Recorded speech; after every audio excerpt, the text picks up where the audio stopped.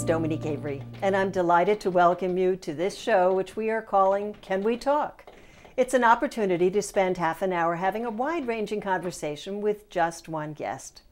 Today, my guest is a local Simsbury resident, but you know him better as the longtime NBC Connecticut morning meteorologist, Bob Maxon. Thank you so much for coming in. Dominique, it's my pleasure. I'm delighted to have you here. I, like so many people, feel that Bob is a friend. This happens with many people on television, but especially in the case of the morning anchors, where not only do you invite them into your home, but even into your bedroom. So, welcome, friend.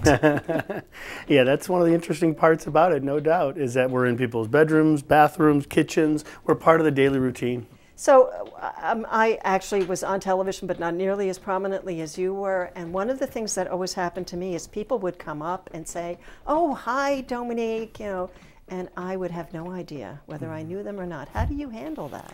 Very carefully. Right. Because there's good friends, and you have so many acquaintances. And then you have the people that watch you on television, and there's a very gray area between the two. Right. And you hate to offend anybody. I mean, really, at the end of the day, those viewers are customers. And there's no way we're going to know them all. But you just have to be gracious and say hello and smile pleasantly and say, and as they walk away, you're like, gosh, I hope I'm really not supposed to know that person. Right. And especially around town where you cross paths with so many people, be it from church or from the sporting, from soccer or from the schools. And you're like, oh, am I supposed to know that person better? Yeah. They really said hello warmly. So you just act warmly back. But it's true. I mean, you walked in here today, and I don't know you from Adam, but I have watched you every morning for years and years and years, and I really do feel like I know you. It's so strange. Let me go back a little bit and start at the beginning. This is an opportunity for people in Simsbury to get to know you as a person. Where are you from? I'm from a little town on the south shore of Lake Ontario.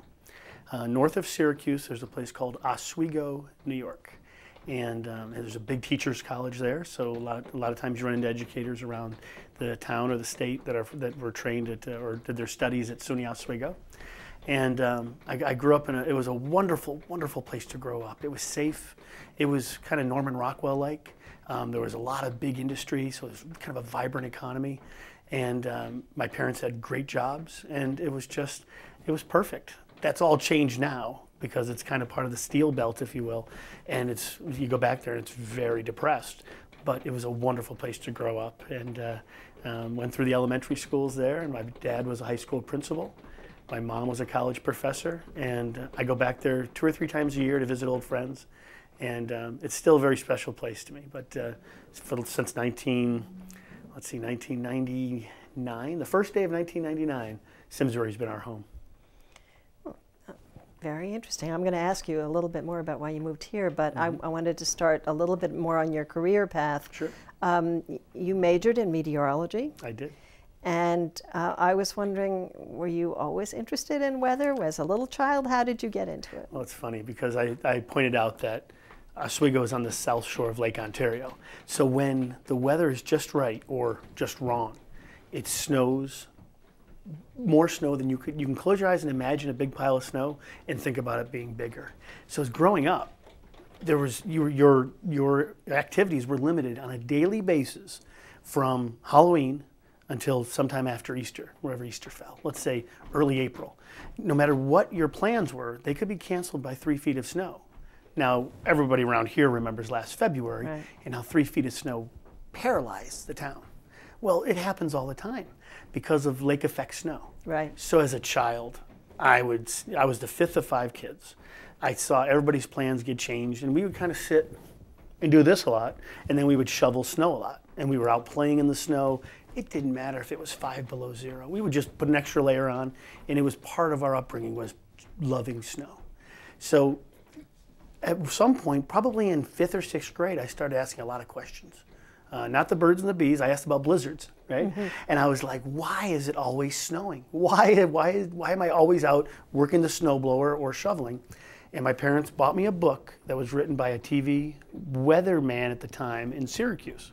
His name was Bud Henniger. I don't have that book. It's in a box somewhere, but it was a guide, a basic guide to weather. And it became my favorite thing. So as a 5th and 6th grader, I just got really interested.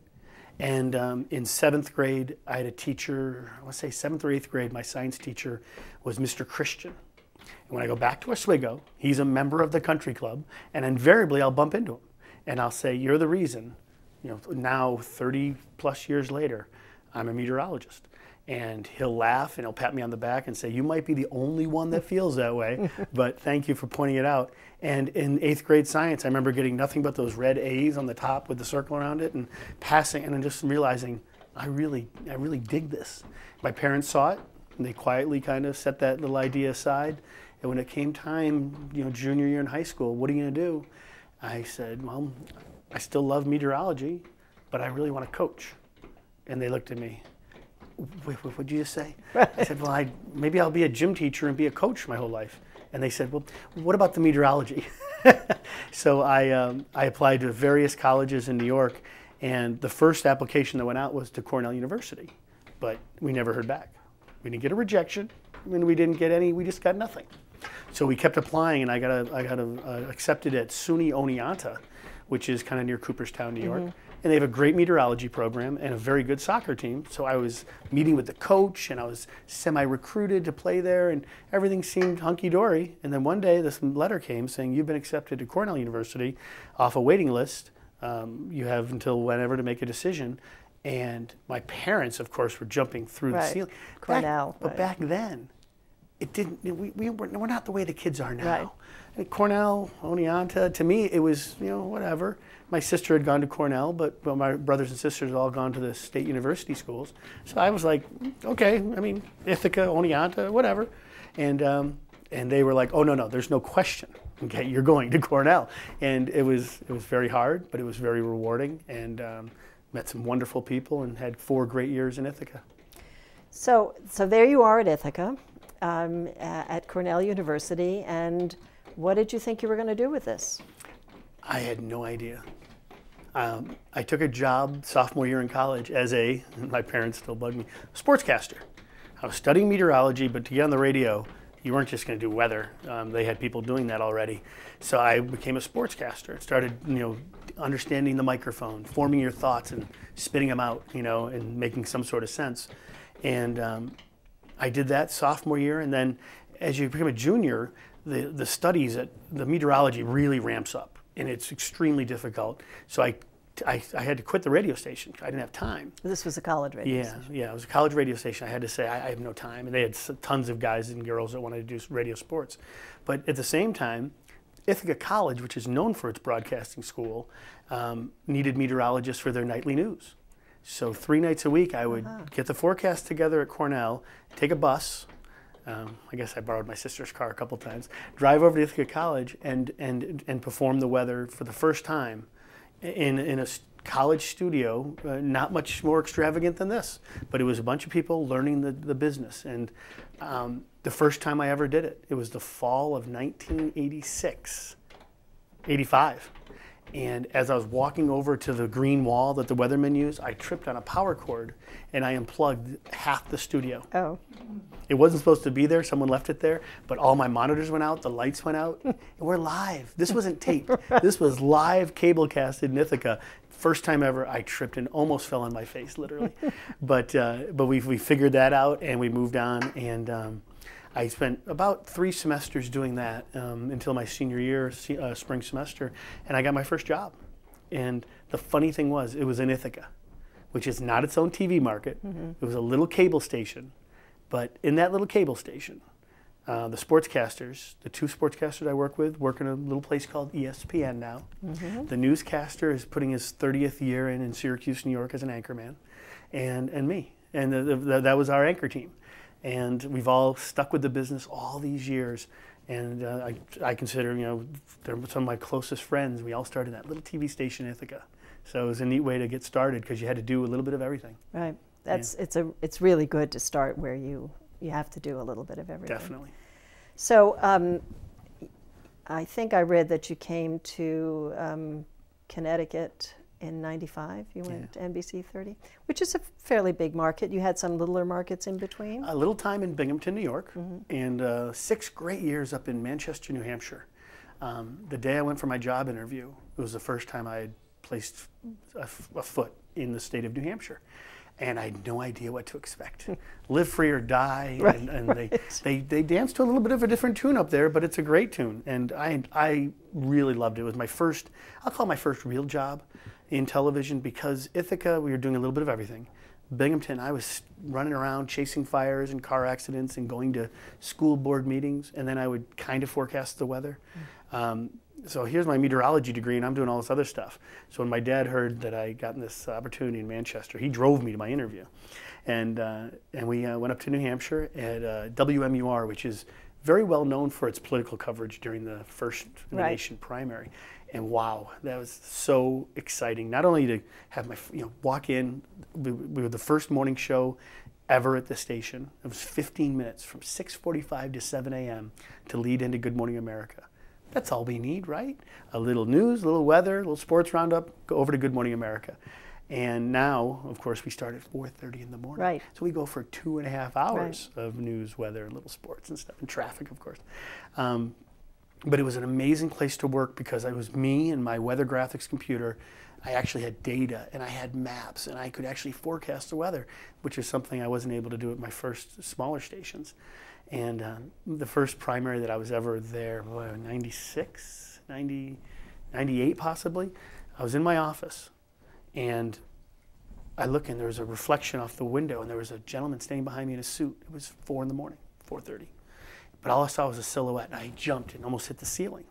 And it was this kind of pasty white complexion, and the hair was just perfect. And it was Pat Buchanan showing up 3 hours early for an interview on Good Morning America. And I went over, I introduced myself. Because you were broadcasting it for them. Yeah, and we're like, what are you doing here? He goes, I couldn't sleep. I get nervous. It's national television. And back in the mid-90s, it didn't have the same frequency. We didn't have the CNNs and everything. So he was actually just paced, and he read all the newspapers and just sat there. There was no internet, so he wasn't surfing the web. He wasn't on a tablet. He was just reading the newspaper. The morning papers came in, and he just hung out with us all morning. And it was like, wow, I guess this is more of a real TV station where, the news, comes out of here like that. I actually have a president's story, too. In 1980, when Reagan was running, I was working for Channel 3 at the time, and they sent me, Reagan was doing a news conference that evening, and they wanted somebody to catch him at the airport. So Channel 3 sent me out there with my crew, my camera person, and there was nobody else there. So it was just me and Ronald Reagan. So I had a one-on-one interview with Ronald Reagan, and I'm so stupid.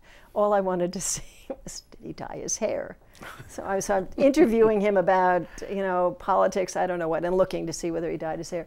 And they never even used the interview because I was the only person there. They figured he was, he wasn't worth anything because, so anyway, that's my presidential story. Yeah. So, so then you came, so after, that was a pretty good opportunity. Yeah, it was great. 6 great years. I saw some huge storms. I was there for Hurricane Bob, which was one of the first big storms I feel like that CNN covered. We were an ABC affiliate, but we had CNN ties, and first time ever on national television was over at Hampton Beach with 80-mile-an-hour winds. And now, of course, it's commonplace. Right. There's a big storm, we send the reporters to go stand in it. But back then, that wasn't the case, and I was getting pelted by sand. And I remember a producer got in my ear and said, all right, Bob, thanks. That report was great, but now you have Bernard Shaw. I don't know if you, but Bernard, can you hear me? Bernard Shaw. And I was like, what? And they're like, yeah, and I don't think Judy Woodruff was there, but I remember it was Bernie Shaw. And next voice I hear is him saying, let's go live to Hampton Beach, New Hampshire. And I was like, I'm on CNN. Right. It was crazy. It was really fun. And I came here in 1995. So I'm going to ask you about your time here as well, but you've been here a long time, 19 years, if my math is correct. Yeah. So a lot of people come to the Hartford market as a stepping stone to something bigger. Your station has, I'm an old friend of Jerry Brooks. Mm-hmm. He's been there almost his entire career. You've been there a long time. Was this a philosophical decision on your part that you wanted to stay in one community, or I mean, you know how people pass through. Oh, yes, they do. Yeah. I mean, sometimes for the length of one contract, be it 2 or 3 years. It was all about timing. I was in my low 30s, I was 31, whatever it was, 32, and I had met a wonderful, wonderful young lady up in New Hampshire, who I now married. I married in 1996, and it was all about timing. We both got jobs here. I mean, I was here already. She moved down after our marriage. She found a job immediately right in Granby, and it just was, and actually at the time we were living in Bloomfield, but it was just, there was something about it. And of course the next step was to start a family. And really, as soon as you start a family, there are not a lot of great stories in the television business of people that start families and then start moving around. So it was never truly discussed. It was what we wanted. Without saying it, we knew this is where we wanted to be. You know, it's a very strong television market. I'm lucky enough to work for a station now that was sold from General Electric to Comcast. They've invested, so it's a vibrant TV station in a less than vibrant television industry. So they're investing and it's a good feeling. I mean, there's a lot of, you know, so morale in the nation as far as television news goes. So to be at a place that's positive it seems just perfect. But it was never conscious. I've had feelers out back in the late 90s, but we had our first child in 1999, and there's something about when that happens. And then all of a sudden they're in school.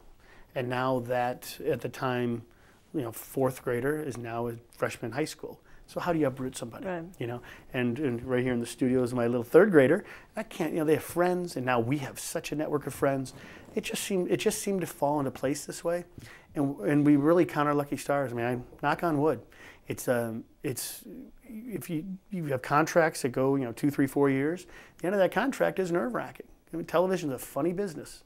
I might not be the flavor of the week next week, but after 19 years, I feel pretty comfortable here, and there's not a lot of people knocking the door down to get up at 2 o'clock in the morning to do the weather. So that's a positive too. But you know, I just love it.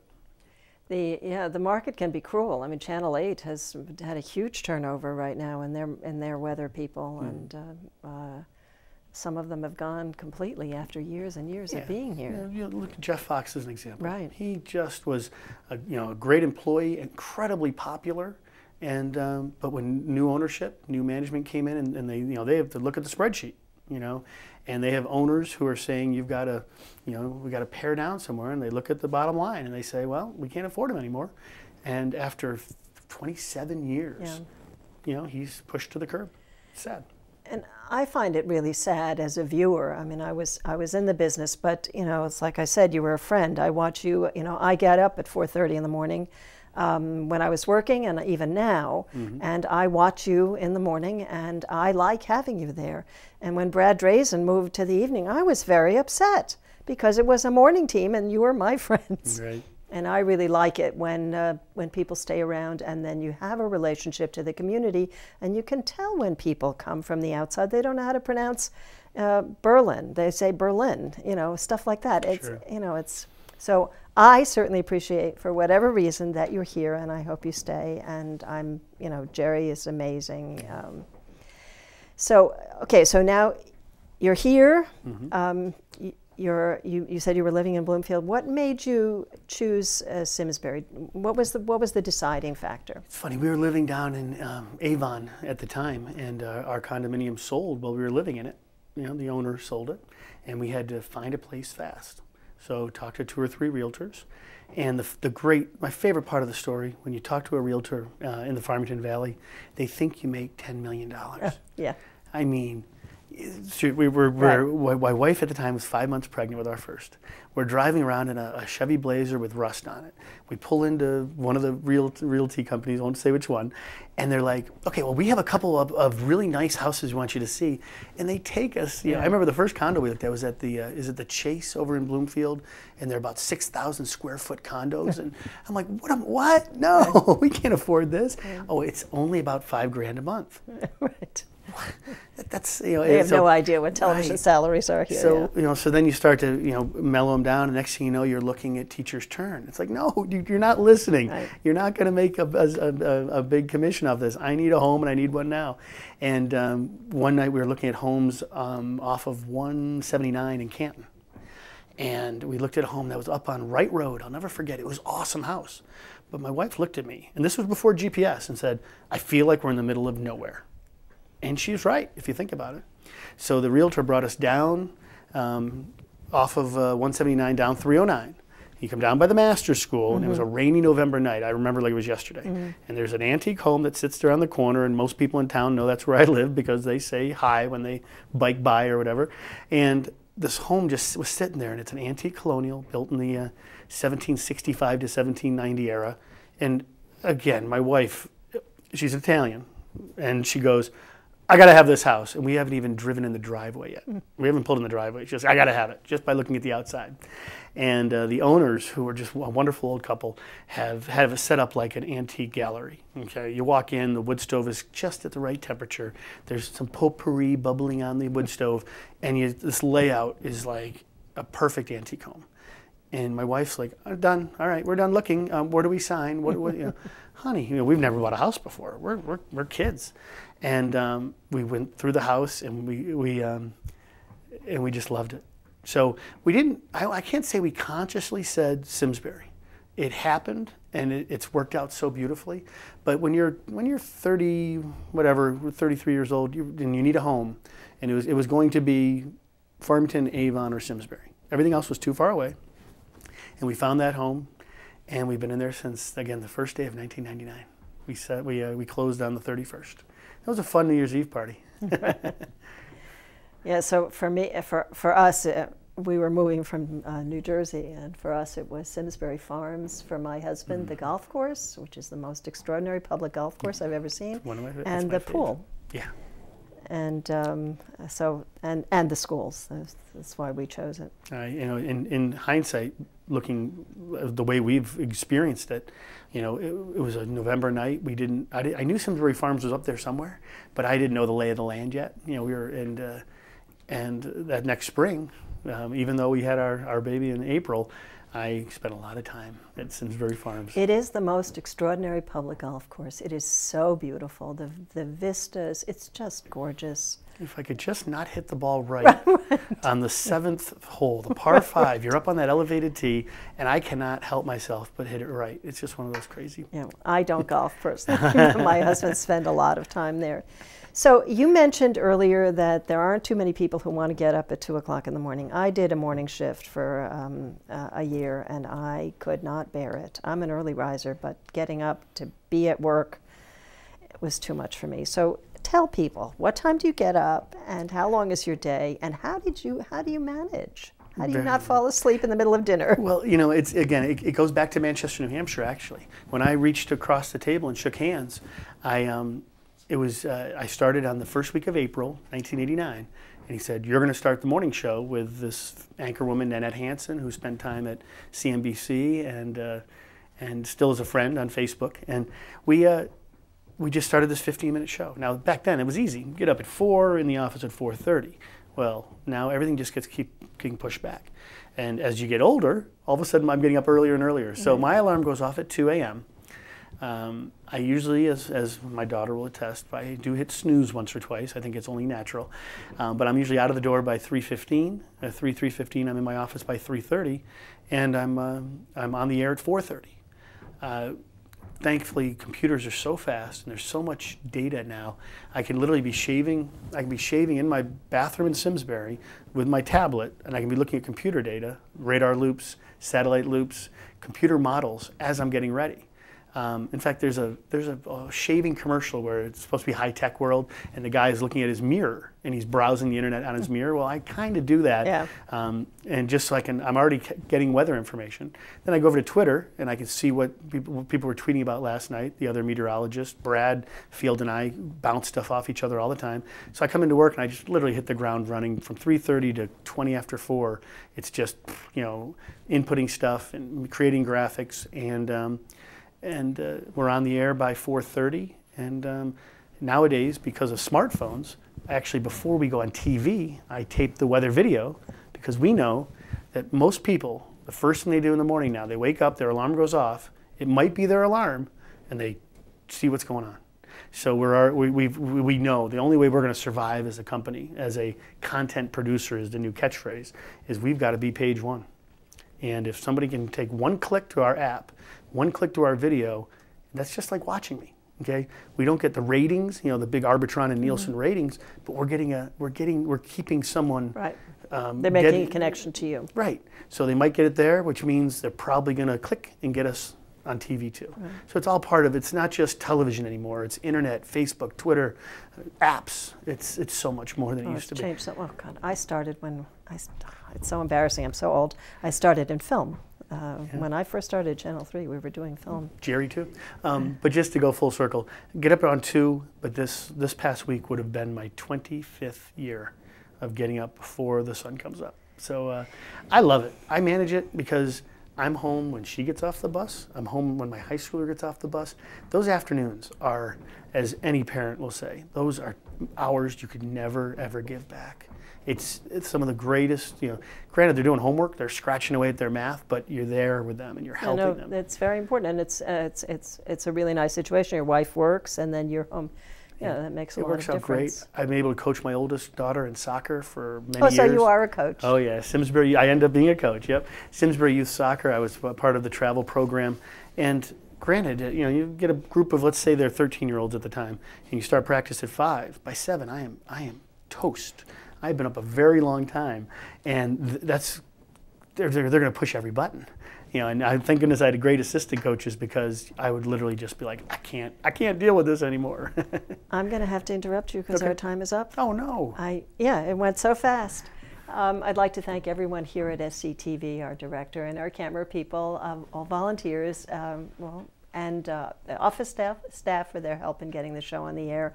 And thanks especially to my guest, Bob Maxon. Pleasure. And finally, thank you for joining us. If you missed any part of the show, you can always watch it on our website, simsburytv.org, where you can always find our schedule as well. I'd love it if you'd like us on Facebook to learn more about us and the shows that we're airing, and tell your friends to like us too. Have a wonderful day.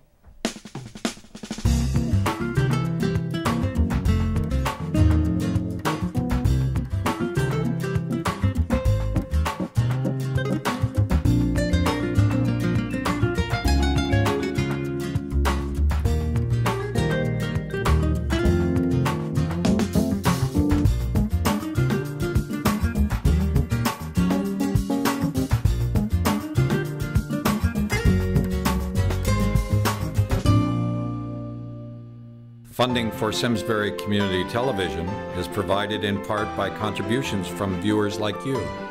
Thank you.